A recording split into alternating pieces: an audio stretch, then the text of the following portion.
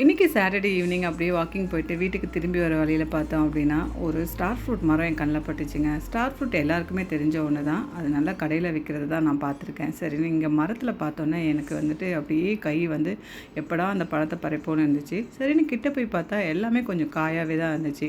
ஏதாவது ஒரு பழமாக நமக்கு கிடைக்காதா அப்படின்னு சொல்லி சுற்றி சுற்றி பார்த்துட்டு இருந்தாங்க. அப்படி இப்படின்னு ஒரு பழமும் எனக்கு கிடச்சிச்சிங்க. இந்த ஸ்டார் ஃப்ரூட்டில் பார்த்திங்கன்னா விட்டமின் சி ரொம்பவே இருக்கும். அது கூடவே இது நல்ல ஒரு ஆன்டி ஆக்சிடெண்ட்டும் கூட.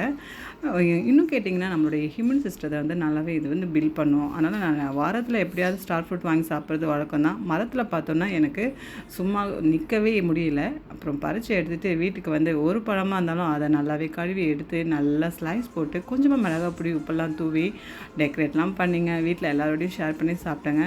சும்மா அப்படி தான் இருந்துச்சு. மரத்துலேருந்து நேரடியாக பறித்து சாப்பிட்றப்ப அது ஒரு தனி டேஸ்ட்டாகவே தாங்க இருக்குது நமக்கு. யாருக்கெல்லாம் ஸ்டார் ஃப்ரூட் ரொம்ப பிடிக்கும் கமெண்ட் பண்ணுங்கள்.